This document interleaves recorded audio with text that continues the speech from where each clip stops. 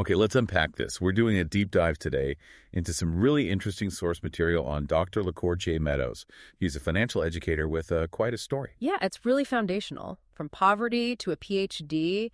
And now her mission is all about, well, normalizing wealth, especially in communities of color. Think intergenerational wealth transfer. And she's active, right? CEO of Invest to Give, leads Stocks and Sorors. Exactly. Stocks and Sorors is fascinating financial literacy, collective investing, specifically within Black Greek letter organizations.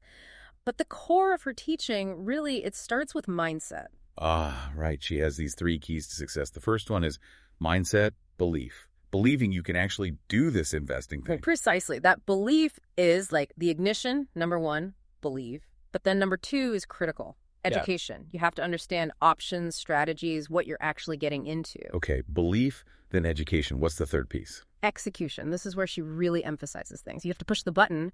You can have all the belief and education in the world, but if you don't act. That's often the barrier, isn't it? The fear of actually clicking that button, especially with money involved. People think they need, like, thousands to even start. And she tackles that head on. Says you can start practicing with absolutely $0. Use paper trading accounts, simulators. Like the ones on Charles Schwab, used to be TD Ameritrade or TradeStation, Webull. Yeah, exactly. Those. Practice the mechanics, get a feel for the market, manage fake risk before using real money. It removes that initial capital fear. Okay, so practice first. But when you do go live with real money, what's the suggestion then? Still need a huge amount. No, she suggests keeping it pretty conservative initially, maybe 10% to 15% of your discretionary income. Depends a bit on the strategy, of course. Gotcha. Let's shift to the main tool she talks about, options trading. How does that differ from just buying stock? Okay, good question. Think of it like this. Buying stock is like buying a car from the dealership. You own it outright. Right, ownership. Options are more like renting the car. You're acquiring rights through a contract, not the underlying thing itself.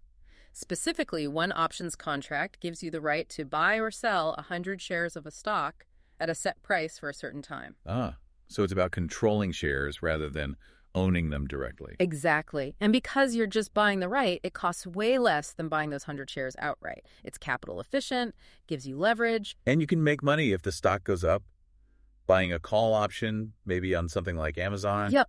Or if it goes down, you could buy a put option if you thought, say, Peloton was going to drop after the pandemic boom. But she also mentioned her sweet spot was selling options. What's that about? Right. So instead of just betting on direction, selling options often means collecting premium. Think selling covered calls against stock you own or cash secured puts to potentially buy stock you like at a lower price. So you become like the insurance company in a way. Yeah. Collecting payments. That's a good analogy, yeah. You collect that premium. It can potentially generate income more consistently, sometimes even if the market doesn't move dramatically. It's a different kind of strategy, often focused on probability and time decay rather than just big price swings. Sounds interesting, but maybe a bit more complex. And options definitely carry risk, right? We shouldn't gloss over that. Oh, absolutely not. Risk management is huge. And that ties back to mindset and education. She's very clear. You have to separate emotion from trading. How so? Well, she shared the story about losing $4,000 once because she traded on a hunch, a feeling, on a Friday afternoon. Her charts, her analysis told her to wait, but she ignored it. Ouch. A painful lesson. Yeah, but a powerful one. She says trading isn't a feeling industry. You rely on the charts, technical analysis, training your mind to believe what you see, not what you hope or fear. Treat it like a business. That discipline sounds tough, but necessary. Mm-hmm. What's the bigger payoff for developing that kind of mental control, according to her? Freedom, that's the word she uses.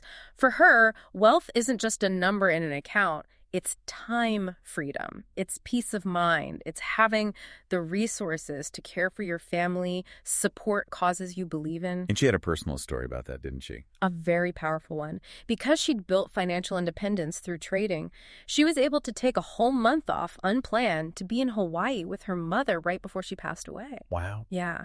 She said that time was invaluable. That's the freedom the financial strategy provided. It's about enabling your life, not just accumulating dollars. That really puts it all in perspective. It's not just numbers on a screen. It's about enabling choices. So the takeaway for you listening is maybe take that first step. Yeah, whether it's just opening a paper trading account to explore or looking into resources like Dr. Meadows' masterclass, options made simple. Just start somewhere. And if you want the full context, all the nuances, definitely check out the original conversation. It's episode 313 of the About That Wallet podcast with Dr. Laquore Meadows. It's a really insightful discussion. Highly recommend it. Okay, that's all the time we have for this deep dive. Thank you so much for tuning in. If you found this analysis helpful, we'd really appreciate a 5-star review on Apple Podcasts or wherever you listen. It helps others find the show. And we'll leave you with this thought, building on Dr. Meadows' idea of freedom. If you could give your investments one specific, life-changing assignment right now, something that dictates how you actually live, what would that assignment be? Something to think about.